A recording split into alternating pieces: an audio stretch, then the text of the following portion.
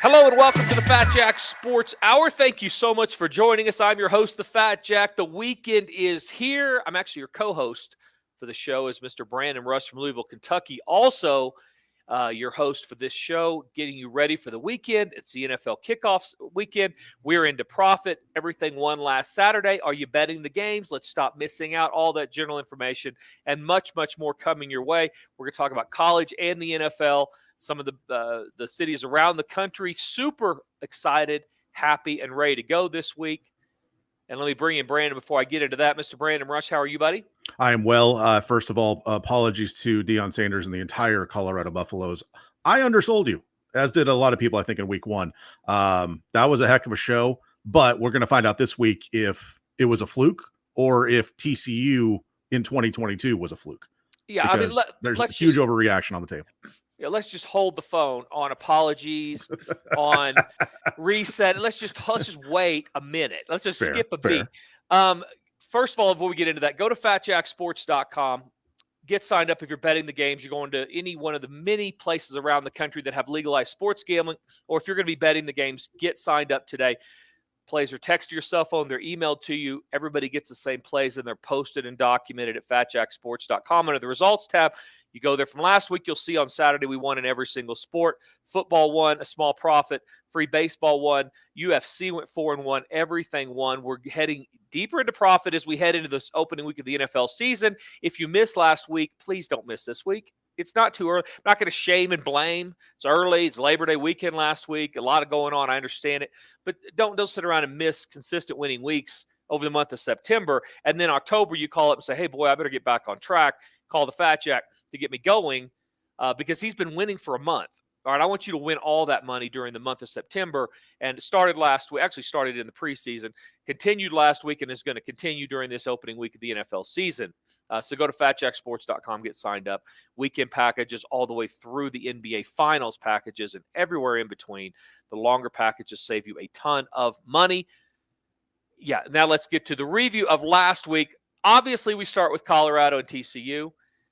What an amazing phenomenon. By the way, I should say, during last week's show, I was in Beaver Creek, Colorado, actually Bachelor Gulch, which is right outside Beaver Creek, Colorado. And you could literally, Brandon, see people jumping on the bandwagon as the game was going on. Right. I mean, they were basically running into the gift stores up here in this little town, grabbing CU Buff stuff. So by halftime, they would at least be able to say, you know what, I've been on them since the beginning. Yeah. What an amazing start for Deion.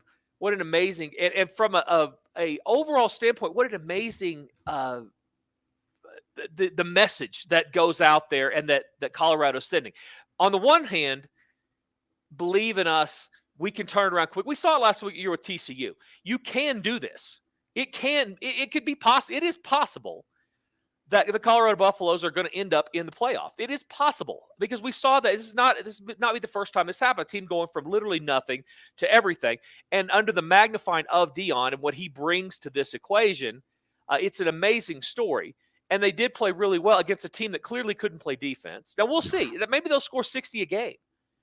But clearly TCU couldn't play defense. They are very equipped offensively. And we really don't know what TCU is, as you alluded to. All that's true. But that story of we can take a lesser athlete that was overlooked in high school and went to a smaller school, and then we moved him into the big time, and he immediately started shining. They've got a number of great feel-good stories on this team. Totally get it. The other side of that worries me or bothers me or whatever is that every little league idiot dad in the country who has a kid is going to decide his kid now definitely needs to be playing quarterback.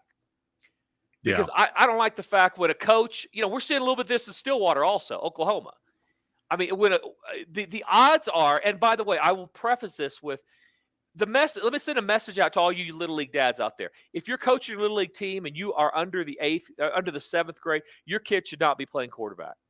I'll tell you right now, because you have a bias toward that position. You have a bias toward your son. And just because you were a serviceable left guard at a 3A school that your team barely made the playoffs when you were a senior in high school, but you would have been better had you been playing. All of that doesn't mean that your kid's going to be any better than you.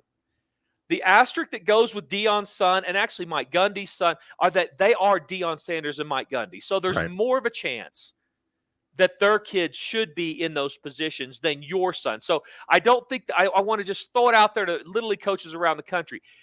Don't play your kid at quarterback if you're the coach, because that's selfish, it's arrogant, and it's punishing other kids. Let somebody else coach your kid. If your kid's that good, he'll be at quarterback anyway. So especially if they're running the option. What are you doing? Exactly. So come on, let's first of all, let's not make this a message about, and there are coaches, Little League coaches out there everywhere that are doing that. But let's also look at the fact that this is Deion Sanders' son, Mike Gundy's son. But if you're that worries me from that standpoint. The other one is this is a great opportunity, and we're going to talk about that going forward. The great opportunity to make a lot of money on an overreaction spot. Now, I'm not saying this is it, because Nebraska looked like an absolute train wreck in their first game. They continued that we're going to grab defeat from the jaws of victory mentality that they had under Scott Frost and frankly for the last 7 or 8 years. So I would worry a ton about them going into Folsom Field that is now absolutely sold out. The cheapest way you can get into Colorado Stadium right now is about $400 for a ticket. Wow. You could have literally played if you had signed up last week. You could have bought season tickets for $400 last year. Last weekend you could have bought everything and set 50-yard line. Now, the cheapest, you have $15,000. You want to set 50-yard line on the front row for the game against Nebraska on Saturday, $15,000 on Ticketmaster.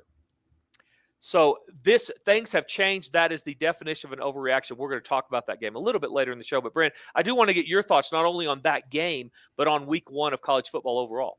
Well, I think for the most part, the good news is there wasn't a massive upset. So the teams that were supposed to win absolutely did.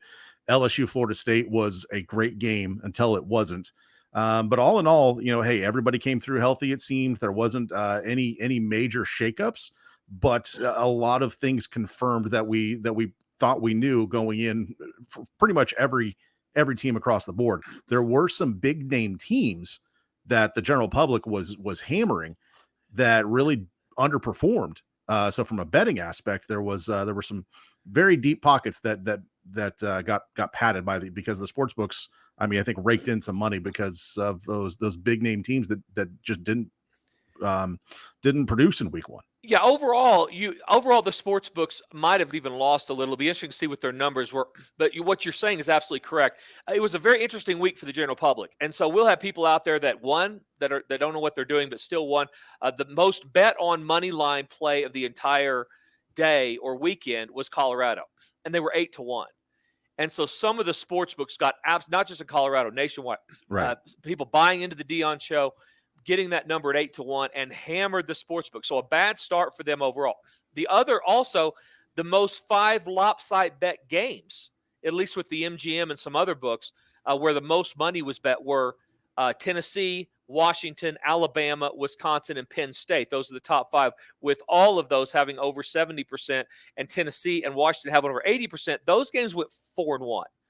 So the general public, good start for them in those type of spots. But to what you're saying, you had the top 3 teams in the country. So if you're just one of those guys that looks at the team and doesn't understand the lines, and you looked at Georgia, Michigan, Ohio State, none of those 3 teams covered. In fact, the top 25 overall in week 1 were 14-7 against the spread. So they were 20-1 straight up. So they won, but they were 14-7 against the spread. So did really well in the top 25, but at that top tier numbers, which is what you're talking about, 0-3 down past the top 3, and got a little bit better after that. Overall, when the dust settles, the general public did about as well as they're going to do, considering it was an opening week and most of them were just guessing. And I would think a lot of those same people are going to turn around and give a lot of that profit back in week 1 of the NFL. And that's the message here, Brandon, is that if you won a lot in week 1, by the way, one of the things that makes, I don't want to spring my arm this early in the season because we're not retiring. But one of the things that has made me so good at this over the last 27 years is that when the sports books win, I win a lot. When the general public wins, I figure out how to win a little. And because most of the time the sports books are going to win. So when they win, I win a ton. But what I've also been able to figure out how to do is stay away from these spots where the sports books. And by the way, a classic example of that this week is this Colorado-Nebraska game. If Colorado wins, the sports books are going to get hammered. If Nebraska wins, the sports books are going to win a lot of money on that game. We will probably stay away from that game entirely.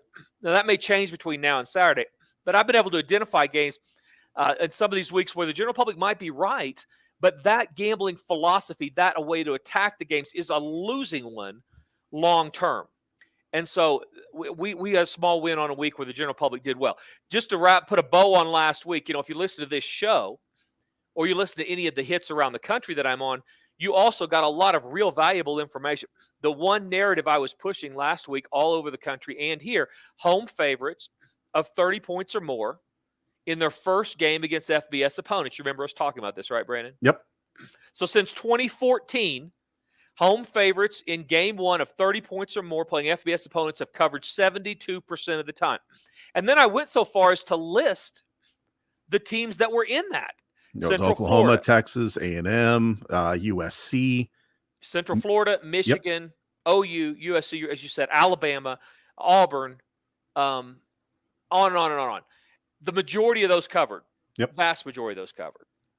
And so if you listen to that, and then I also told you to be leery of just betting favorites. Teams like Texas Tech were in that just favorites, but not over 30 or more. NC State was in that, both of those losers. Oregon State was in that, and they won and covered. By the way, they're an interesting story, by the way, if you watch that game on Sunday. But the quarterback from Clemson really looked good. They look really strong offensively against what I think is a pretty good defensive team in San Jose State. So he looked dramatically better than he did in his first year in Corvallis, and I feel like he's playing at sort of the level he was at when he was at Clemson. Yeah, you just wonder why that is. What exactly.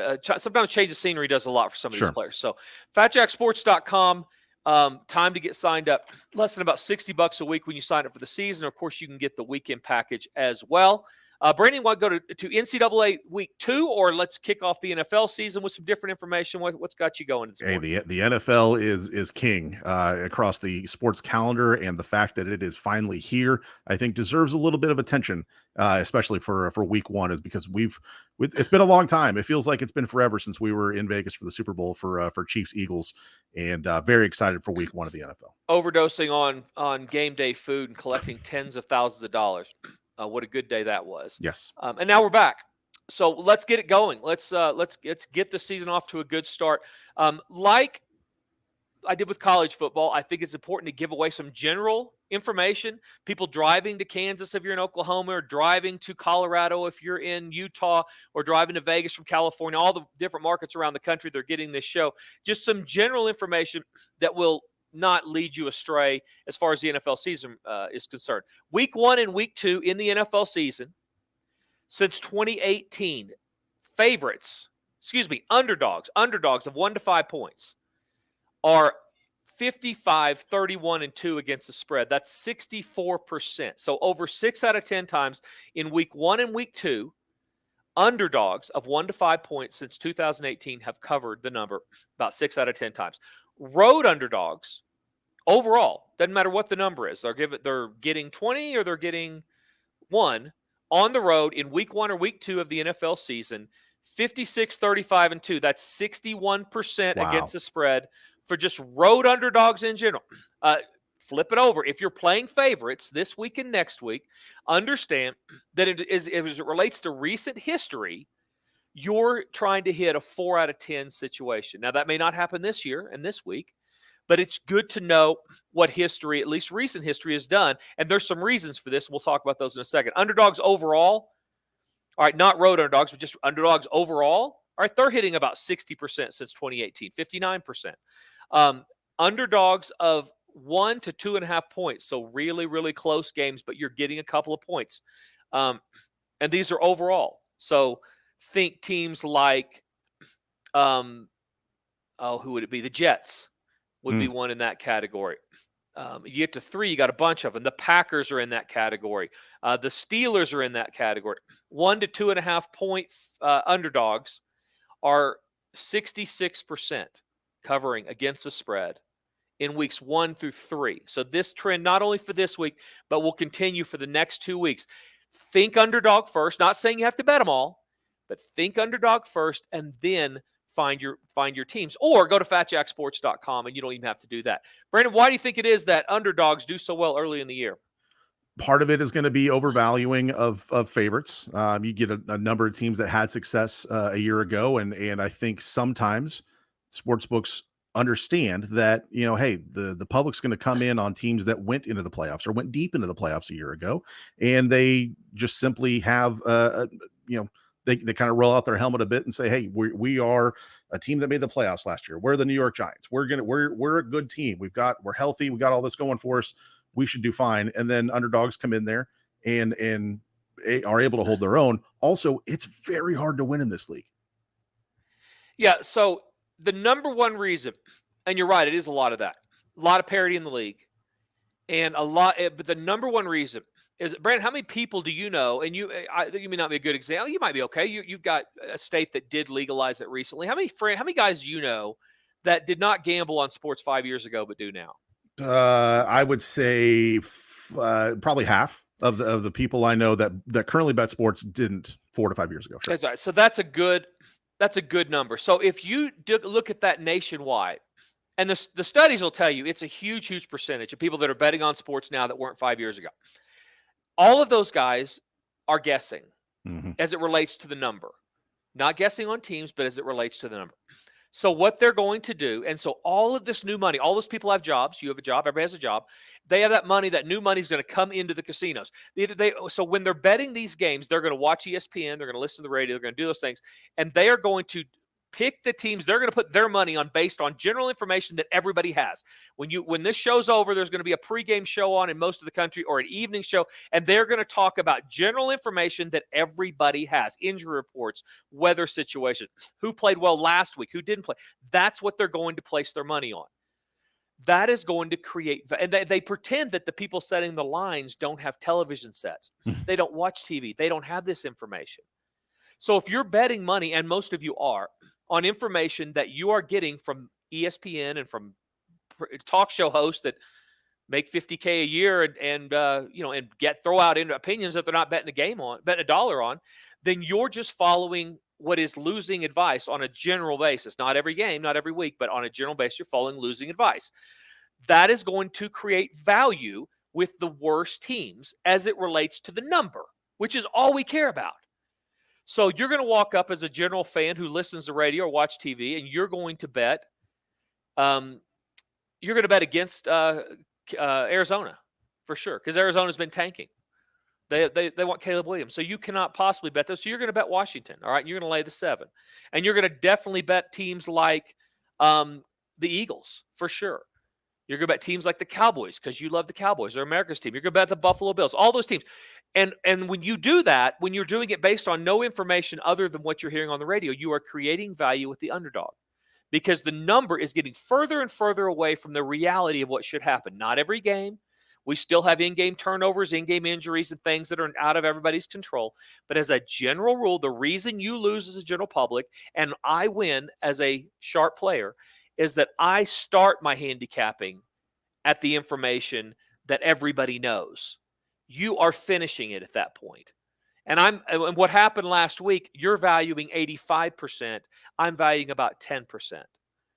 So that's, in a nutshell, the difference, and that's why underdogs do so well early.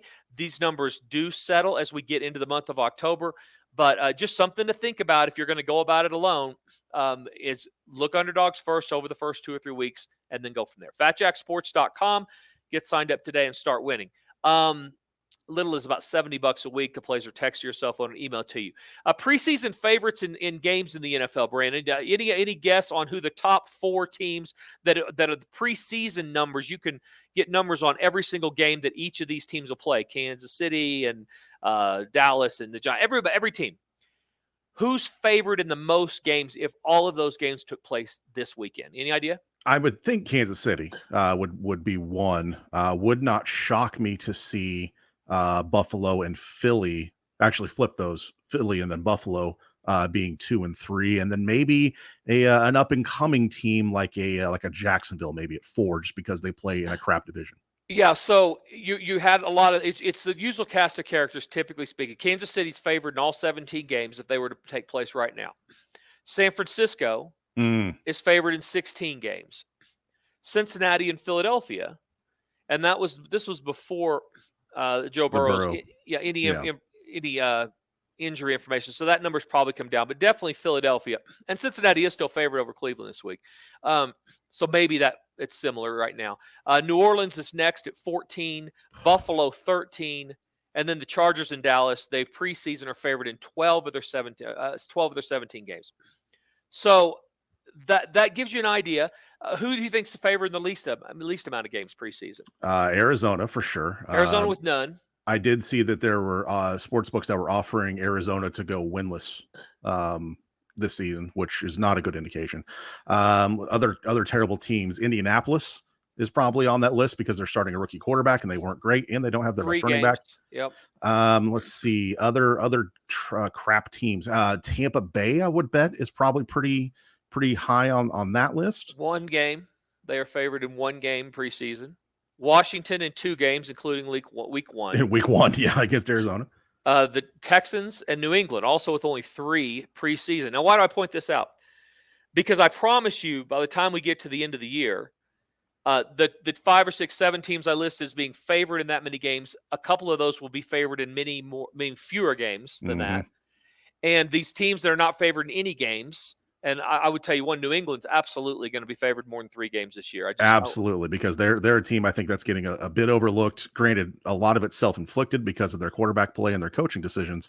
But I would think that from that first list of teams that are favored in most games, New Orleans is probably going to be under, and then you're right, New England probably going to be over that.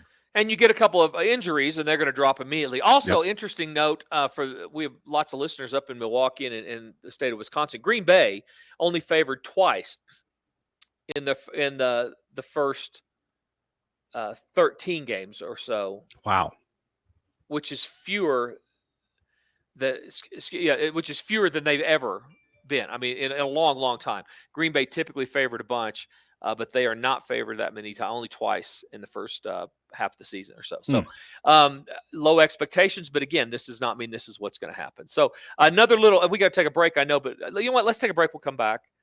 And then we'll get into more NFL and then break down the college card because there's a lot of good, not only overreaction, but some spots where we learned some stuff last week that we can take advantage of this week to get people into some profit as we head into week 2 of college football and get this week 1 of the NFL season underway. Go to FatJackSports.com during the break. Look at all the packages, same picks with each and every package. It's just how much you're going to pay. The longer packages save you a ton of money. Hey guys, this is the Fat Jack. Are you finally ready to get a better plan betting the games this year? Let me help. Go to FatJackSports.com where we understand that it's not the gambling she hates, it's the losing. FatJackSports.com. Hey, it's Brandon Rush from the Fat Jack Sports Service. If you want to stay in touch with everything related to the Fat Jack, follow us on all the socials. Facebook, Twitter, Instagram, Snapchat, TikTok, you name it. We are there at Fat Jack Sports. You can also watch the Fat Jack Sports Hour on YouTube every weekend. Plus, see funny clips from the show, see Jack's appearances on the nationally syndicated TV show Beat the Odds. Stay connected to the Fat Jack at Fat Jack Sports on all the socials and on YouTube. Welcome back to the Fat Jack Sports Hour. And now here is our host, our Sherpa, guiding us up Profit Mountain. He is the Fat Jack. Thank you, Brandon, so much. Fat Jack Sports Hour. Segment number 2, big weekend. Hope everybody had a great Labor Day weekend. You're ready for this week. By the way, I just got a stupid email. Oh boy. People are just, I just don't understand people. I sent out a email this morning that said we won in every sport on Saturday. NCAA football, bases, and UFC all make money. All right. Did I say we went undefeated on Saturday? Absolutely not. Because I think some people can't read. How about the Iowa over 43 on Saturday that lost? It was the email I got. Guys, you don't have to guess how we're doing. Go to the fatjacksports.com, look under the results tab. Look at results. You'll see every game that's there, including the Iowa total that lost, and you'll also see all the games that won. We're turning a profit on the week.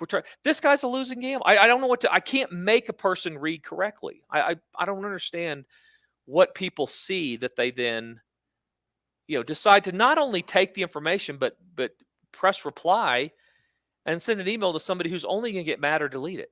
So I don't understand it. FatJackSports.com. Brandon, anything else on the NFL? I had one more thing before we move to college football. You got anything else on this week that you're looking forward to? What game are you most excited about? In the NFL, probably the Giants Cowboys is going to be one of the more intriguing games. Bengals Browns is going to be fun, but I'm excited to see what Bears Packers looks like. That's the one I was going to go to. That's an interesting one for me too. I have a stat for you on the Bears, specifically on the first drives of the game every week, and something that I'm going to be looking for in week 1 on Sunday against Green Bay. Last year, Chicago Bears scored on 70.6 of their opening drives. Number 1 team in the NFL in terms of scoring on the opening drive.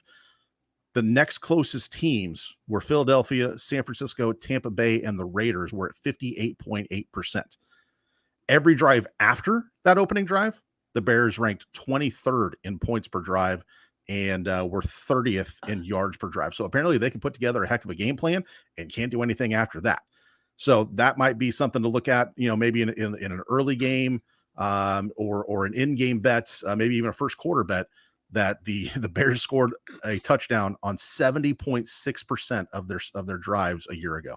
And we always talk about, and this would be if you're having a drinking game at home on how long it took us to say mitigate toward the mean.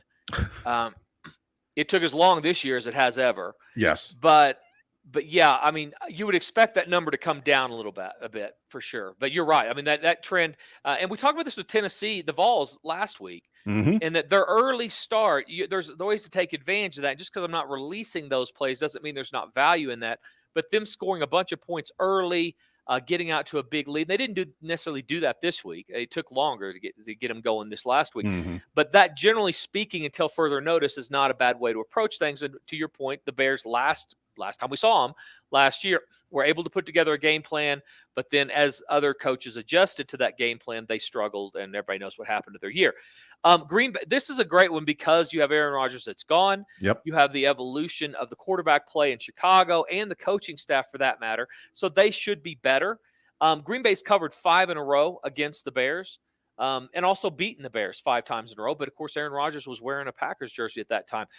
Points have been going over with the Bears. This is opposite of what you generally think of when you think of the Chicago Bears. But 8 of the last 11 games have gone over, and 7 of the last 10 have gone over when they play Green Bay at home. So when you show up at Soldier Field, a lot more points have been going out of both teams. They've been giving up more points and scoring. So, generally speaking, early in the year, general public likes overs and they like favorites. So I'm not sure that you would get a lot of value playing, over or following that trend in week 1, but there will be some spots later in the year, especially with the Bears, if they keep this up, where the weather will turn a little bit. All these numbers, they factor in the weather. So as the weather turns, gets colder and windy and all that, general public will trend to say under on those type of spots in the Bears if they don't produce a lot early in the year, and we'll be able to take advantage of that going forward. Last thing on the NFL before we turn to college, Super Bowl winners and Super Bowl losers in week 1 since 2003. So this is a big sample size. Last 20 years. Super Bowl winners over that time period, 16-4 straight up, 13-5-2 against the spread. Super Bowl losers, 3-15-2 against the spread in week 1 of the next year. So just a little bit of information. So if you're one of those out there that you think Philly's going to pick up where they left off, be careful, at least here in week 1, as the Super Bowl losers have not fared well. There was a trend for about 9 or 10 years, and we talked about it a lot. And it's kind of reversed since that time. But 5-6 years ago, the previous 10 years before that, Super Bowl losers weren't making the playoffs at a clip of about 85%. And to be honest with you, it's not too far to think that, especially over the last few years, that the reason teams made the playoffs is because they got hot at the right time. It wasn't a team that was good all year. Philly will probably break that just because they were so good in 2022. But yeah, that's a staggering number that has kind of fallen off a bit of late. And I don't expect Philly to miss the playoffs this year, but if something happens to Jalen Hurts, they could easily be 6-11 and maybe be on the clock, come November. And a super competitive division. I mean, that's not a division you can just throw your helmet on the field and win a bunch of games. No one's won that division in back-to-back seasons in 2 decades. Exactly. So, I mean, it becomes a really difficult chore to either win your division or be relevant, or if you're not going to win your division, you got to win every other game. So it's not the longest shot in the world to think that they might not make the playoffs. But yeah, just an interesting trend as we head into week 1. And my free winner of the segment, which will give away one in college, one in the NFL, free winner number 1 is going to be Green Bay. Sorry, it's not going to be Green Bay. Scratch that. It's going to be New England. I don't even know why I said Green Bay. It's going to be New England plus the points against Philadelphia. I do think that New England is going to – I love the underdog trend. This is kind of the poster child game of that, of getting an underdog that, had underachieved a little bit. You got a bunch of people with their jobs on the line up there in New England, and I don't think that Belichick forgot how to coach. And so I do think that they are they're primed, especially at home, to at least keep this game in a field goal. So they're getting 3.5 right now, probably upside of 4, maybe 4.5 by game time. So the New England Patriots, your first free winner of the NFL season here on the Fat Jack Sports Hour. FatJackSports.com. Get signed up today. Weekend packages all the way through the NBA Finals. If you want to go that long, I have 3 elite spots left for the year. Those are extra plays, lower rated plays. If you want information on that, if you play more than $300 a game or like to play more than just the top selections, go to the website, click on the package tab, scroll all the way to the bottom, and read about that on what you get there. But most importantly, don't miss this weekend. It's less than $100 a week, even through the end of the month. It's less than $100 a week. You can get through the end of September for $400. There's 4 full weekends left. That's $100 a week. So that'll get you into profit by the end of September and have you heading into October into profit, where most of you that don't sign up are not going to be there. You're going to have lost early and then have to play catch up. So go to FatJackSports.com, sign up today, and win this season betting the games. How are we doing on time? We go to college? Yes, let's dive into college. Alabama and Texas, obviously the game of the week, but there's some other fun ones in the mix this week. Yeah, before we turn the page, because I'm not sure this is going to continue, we should note that the Pac-12 was undefeated in week 1. It's amazing that, given everything that the Pac-12 is going through, disbanding pretty much, and really when it's all said and done, there's only going to be 2 teams in the Pac-12 currently that aren't going to other conferences next year. The fact that they came out swinging in week 1, it has to feel kind of deflating for the Pac-12 overall. Yeah, the Pac-12 leadership is the absolute manual in how not to lead a conference. I mean, they basically, this whole thing has gone to heck in a handbasket, and they had an opportunity not that long ago to have a bolstered conference with a couple more teams, and then, oh, by the way, an undefeated week 1. Well, and these things are cyclical. I mean, the SEC isn't going to run things forever. They haven't run things forever. For a while it was the Big Ten. For a while it was the Pac-12.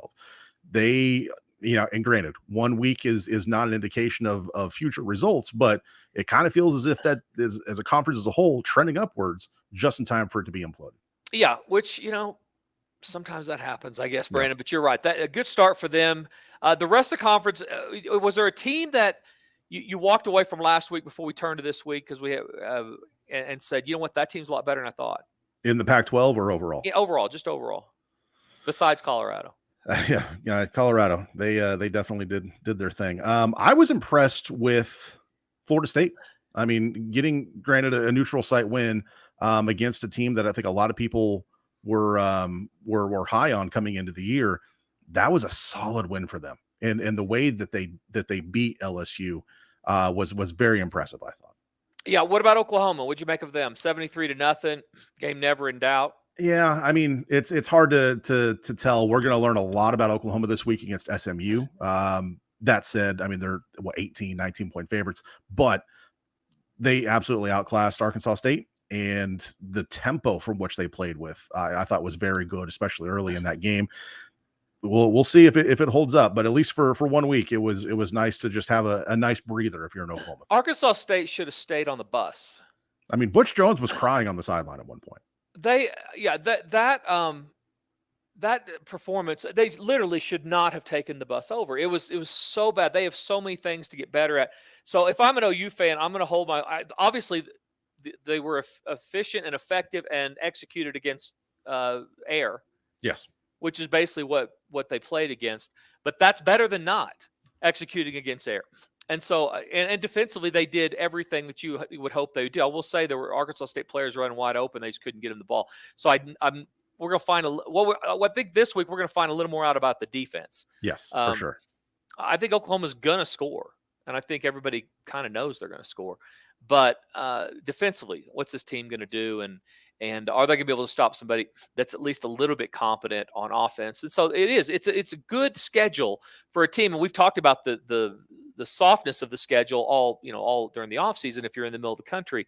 But it's a good schedule for a team that needs to build confidence, build some momentum before they get into the conference play. And I will tell you, the conference did not look great either. I thought that was a good sign if you're an OU fan. From a conference standpoint, in that a lot of the teams did not look good. Texas Tech went and lost to Wyoming. A number of other teams struggled. Oklahoma State was nothing. They got 3 quarterbacks. I guess that's the new thing. Let's play all 3 kids. So I think they probably have no quarterbacks right now. Yeah, that's the old saying: if you have 2 quarterbacks, you have none. If you have 3, you have -1. Like how many quarterbacks does it take to win a game? Yeah.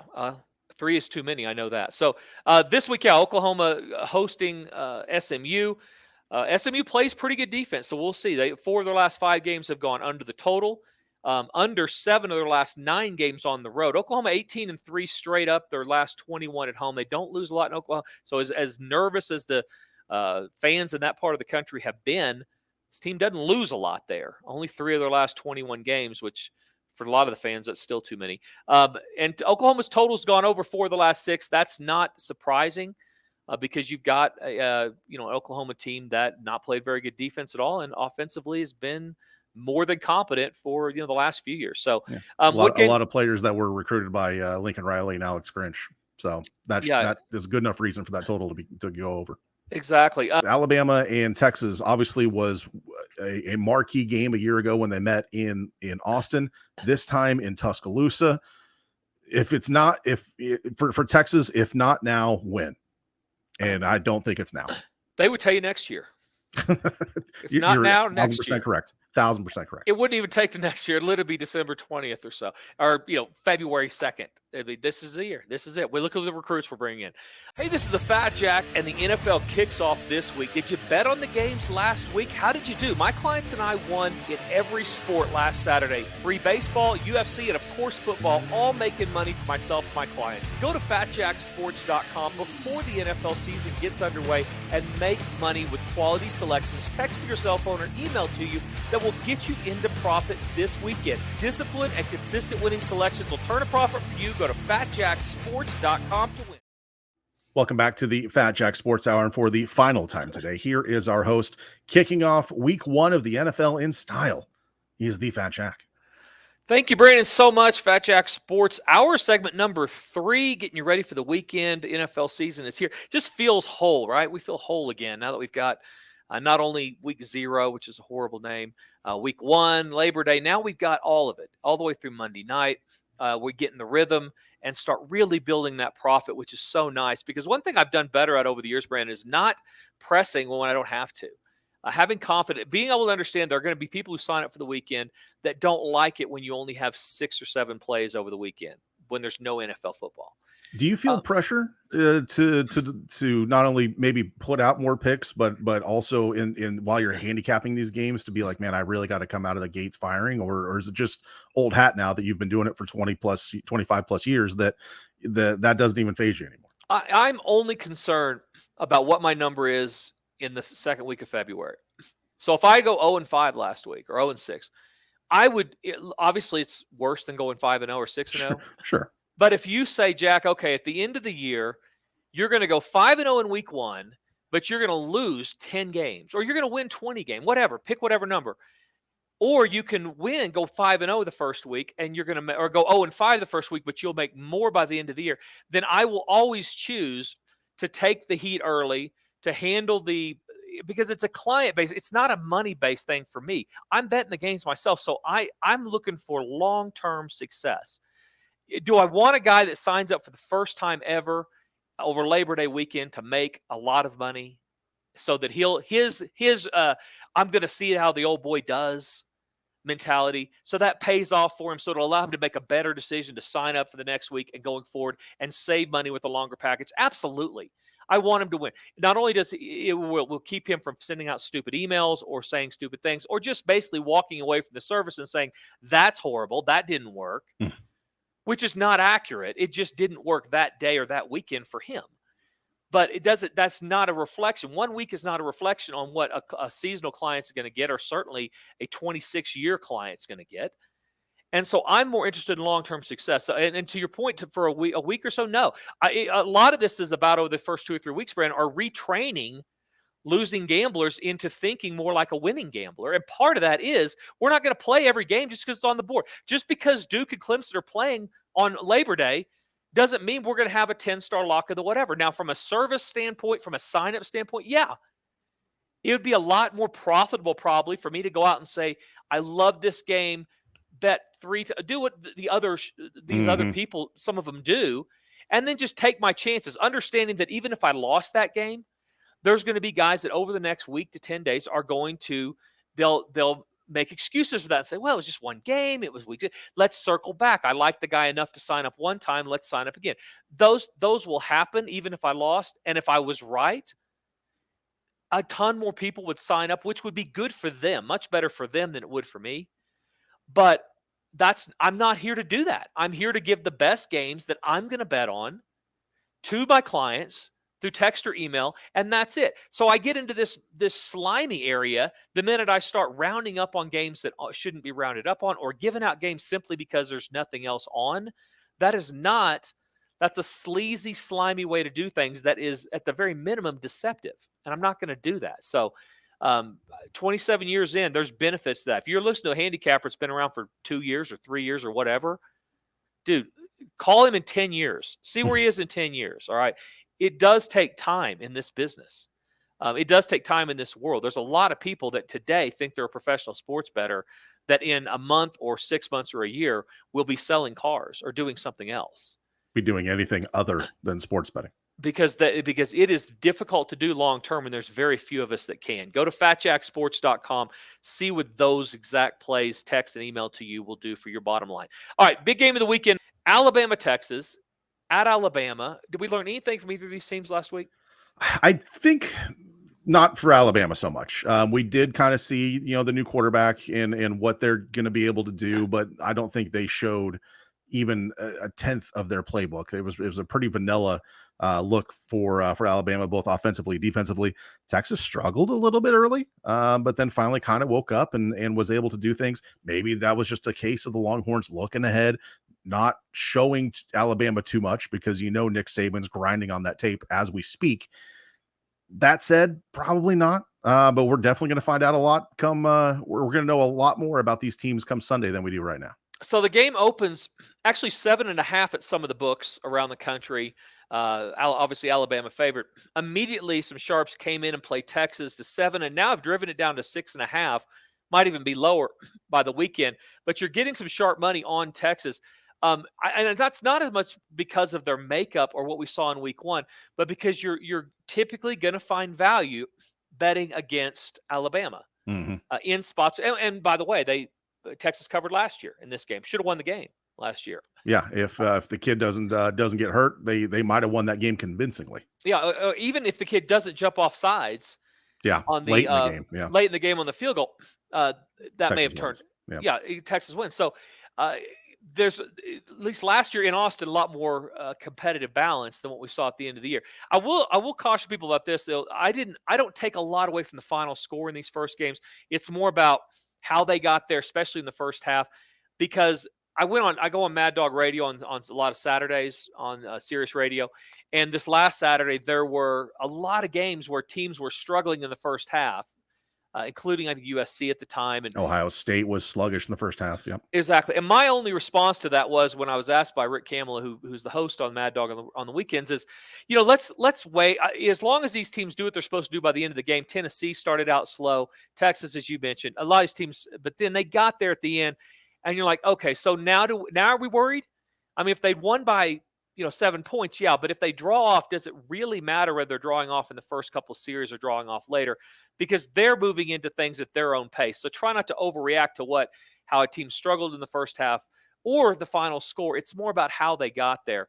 I think Texas is going to be good, but they typically find a way to lose games they're not supposed to lose.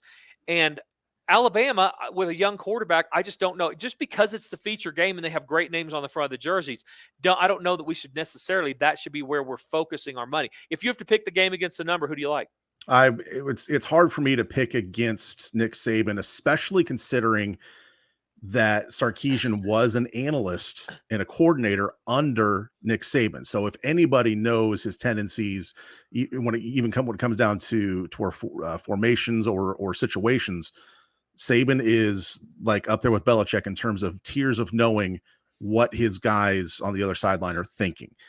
From a talent perspective, I think these teams are probably closer than they've been in any time in the last decade.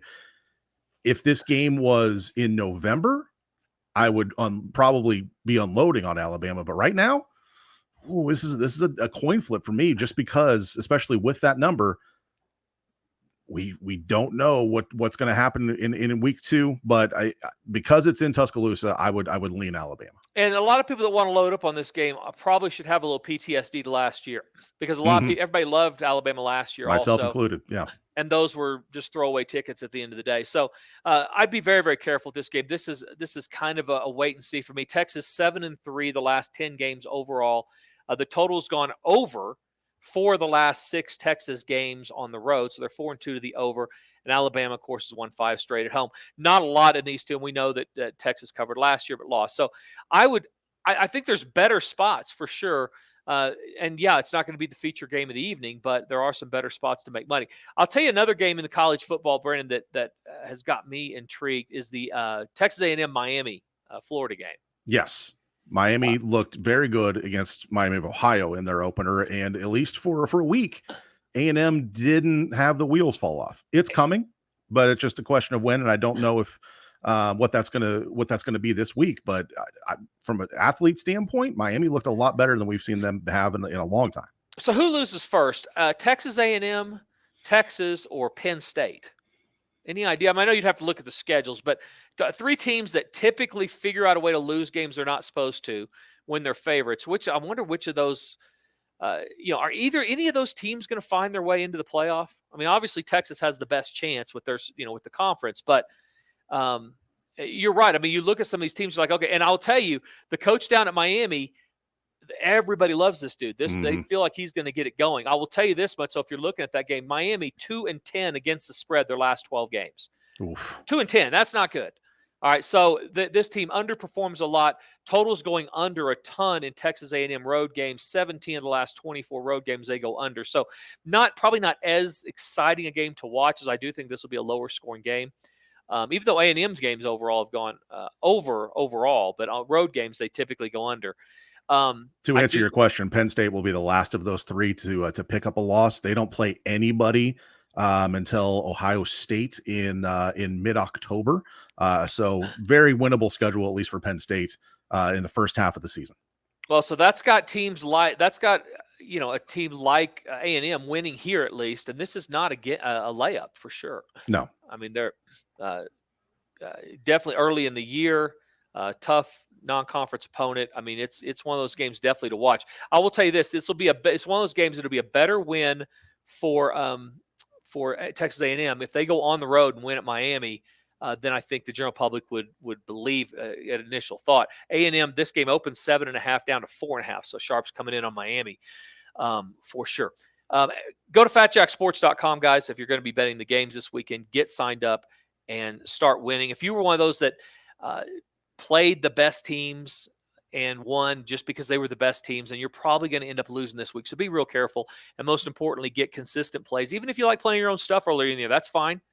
I'll help offset that with good quality selections, text your cell phone or email to you that will get you into profit for less than $100 a week. Bad beat of the week last week, Brandon. We talked about having a feature bad beat of the week. You got a bad beat of the week? I got one that was just maybe the worst. It'd be one of the worst beats we'll have probably for the next month or so. You got a bad beat last week? I don't have a bad beat, but if you listen to the podcast version of the show, we're going to talk about the biggest upset win of the week and if anybody will beat that this year. But I missed the bad beat train this week, luckily. Yeah, we steered clear of it, which was nice. But without a doubt, the worst beat of the entire week in week one. And we're going to try to point these out each week because a lot of people will get on these things. And this one, what probably didn't have a lot of general public money, was absolutely Penn State minus 21 against West Virginia. Penn State's up 15 with 10 seconds to go. West Virginia, and they're on the 6-yard line going in. And instead of kneeling down, which most teams would do, and we saw another one of these with the total last on Sunday night, went over late with just a meaningless nothing. They didn't kneel down late either. They ran it in. But this one was a double bad beat because it would send not only Penn State went from being up 15 to being up 22, but the total went over. Oh, wow. So it swung everything on a meaningless half effort dive play from the 6-yard line. And as they crossed the goal line, there were 6 seconds left. I mean, they just get tackled or kneel. The game was over. It was absolutely meaningless. So that to me either says that they don't know anything about the sports, the sports betting. They don't care about the line, or that they absolutely do know about the line. And how is that not the first question to Franklin after the after the post game? You're like, hey, congratulations on the win. Why the hell did you go for it late? Yeah. Let's talk about the cover for a minute. What went into your thought process to not kneeling down like a normal person, like a normal team would do? And by the way, I had no side of either side of this. Right. I had any effort. I don't care. But it would be nice to get some insight into at least get these coaches on the record for we're not ever going to let up. We're always going to. Because if I see James Franklin kneel down coming up over the next month, I might lose my mind if I had lost $10,000 on West Virginia plus the points or something. Because all I want to know is if you're not paying attention to the line, why are you doing that? There's no other reason to be going for it in that situation unless you're concerned about the line or unless you're always going to go, you're never kneeling down. You don't care because this game was out of hand. Everything was out of hand. Unless you're one of those, if that's your situation, absolutely go for that. I don't care. I'm not telling you to kneel down. I grew up with Barry Switzer being the coach. You want to, and Billy Tubbs, frankly, for that matter. Well, if you want to be close, play better. If you don't want to get beat by 80, then score 10. You know what I mean? Penn State, if Penn State's up 84-0 on Delaware this weekend and they take a knee, I'm going to have questions. Yeah, I mean, I want Franklin to be asked about that. Same thing with Florida State, running a jet sweep late in that game to put it over. Listen, I'm not accusing or saying they know the line and care about the line. All I want them is to pick a lane. I want to know going in what to expect. Either I'm going to show sportsmanship, and when I have a game in hand and there's 10 seconds left, I'm going to kneel down on the 5 because I'm showing that sportsmanship. Or I'm the type of coach that has the type of team that says we don't ever going to kneel down. We practice too hard to kneel down. I want my freshman running back to have a chance to run it in the end zone and score. I'm okay with either one. I just don't want both. I want consistency is what I want. Just one or the other. So I hope somebody up there is keeping him accountable. So, Jack, Texas State beat Baylor as a 27-point underdog. They were 17-1 on the money line and a 27-point underdog that won outright. The largest college football underdog winner since Kansas beat Texas a couple years ago in Austin. And Texas State, another situation kind of like Colorado. They brought in, I think, 56 kids that were not on the roster last year, just a bunch of guys transferring in. Is this the future of what college football is going to be, especially for these mid-level teams that really haven't done a lot? They just clean house, bring in a bunch of new kids, and then all of a sudden they're competitive at least? Yeah, I think the transfer portal's done that. And from a line standpoint, you're only going to get this early in the year because obviously after they do this once, you understand what you have on the roster. And that's the key, is that we talked about going into last week. A lot of people would be guessing on what they're going to be betting on because they don't know who's playing. There's so much turnover now. And it's not just when Deion Sanders is kind of the extreme.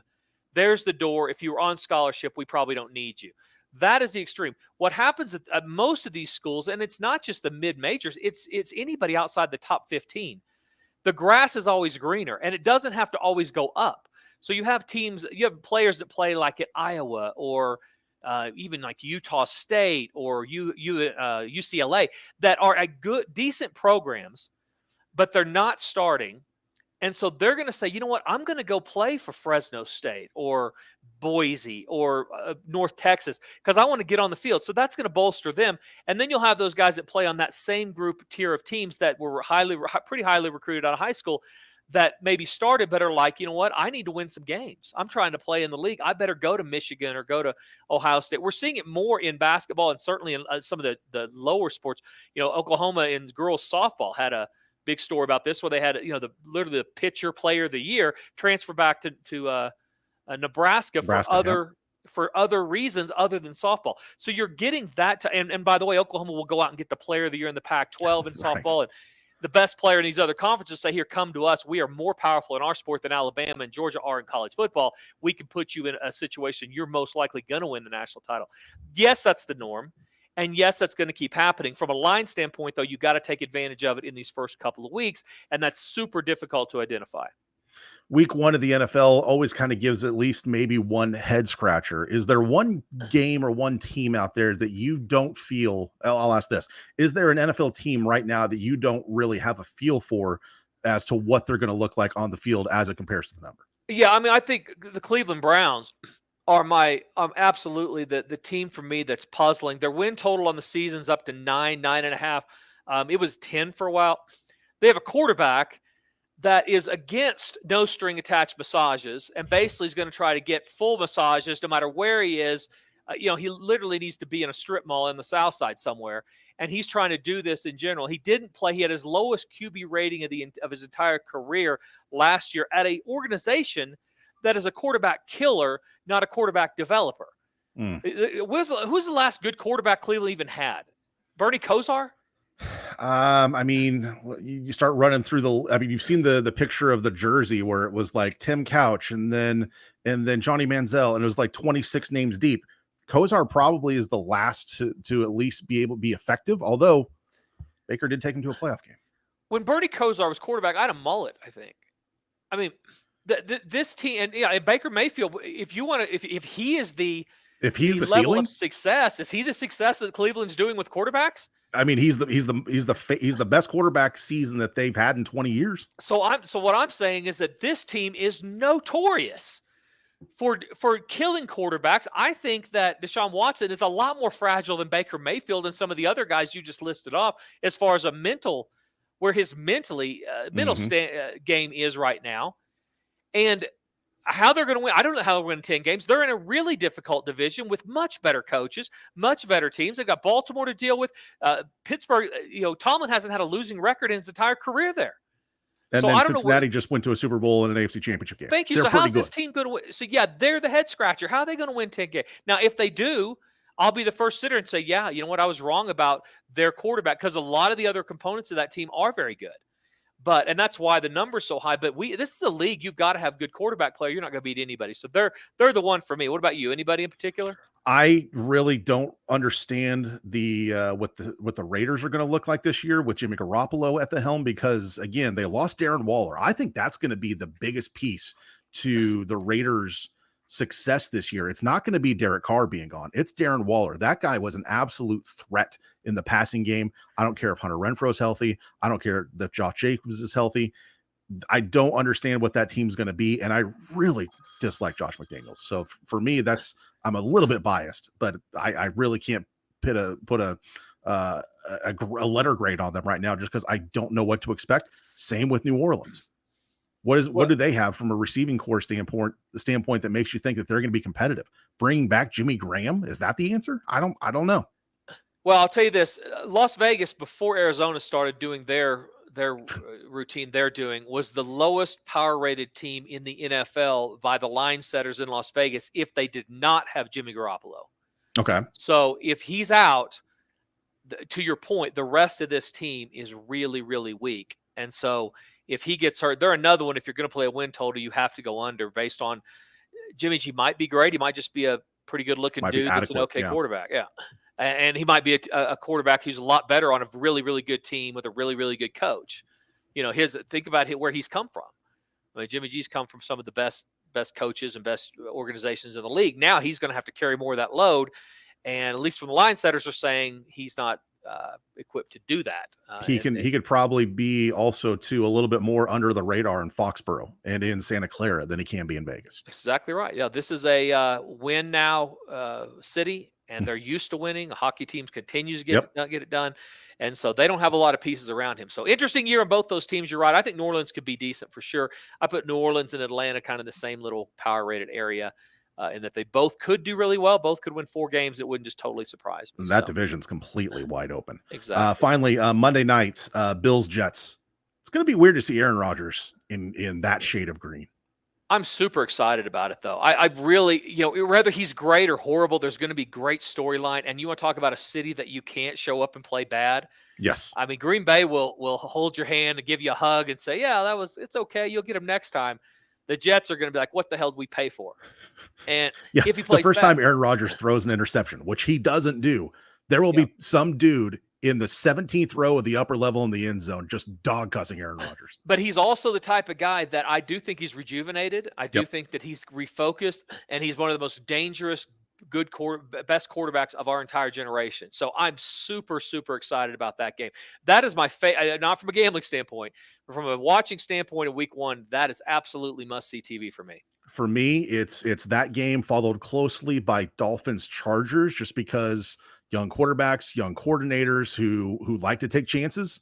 That's going to be from a watchability standpoint, that's going to be a fantastic game on Sunday. A lot of great games, and NFL season is here. I'm excited about it. Let's make some money. All right, guys, have a great week. Get signed up at FatJackSports.com. It's less than $100 a week. A huge, huge weekend of football coming up. Most of you are going to be betting college and the NFL. Very tough sledding for a lot of you. We won a lot of money in both last year. Get signed up today. Wager responsibly. Don't drink and drive until next week. For Brandon and the Fat Jack, this has been the Fat Jack Sports Hour. Hey guys, this is the Fat Jack. Are you finally ready to get a better plan betting the games this year? Let me help. Go to FatJackSports.com, where we understand that it's not the gambling she hates, it's the losing. FatJackSports.com. Hey, it's Brandon Rush from the Fat Jack Sports Service. If you want to stay in touch with everything related to the Fat Jack, follow us on all the socials. Facebook, Twitter, Instagram, Snapchat, TikTok, you name it. We are there at Fat Jack Sports. You can also watch the Fat Jack Sports Hour on YouTube every weekend. Plus, see funny clips from the show. See Jack's appearances on the nationally syndicated TV show Beat the Odds. Stay connected to the Fat Jack at Fat Jack Sports on all the socials and on YouTube.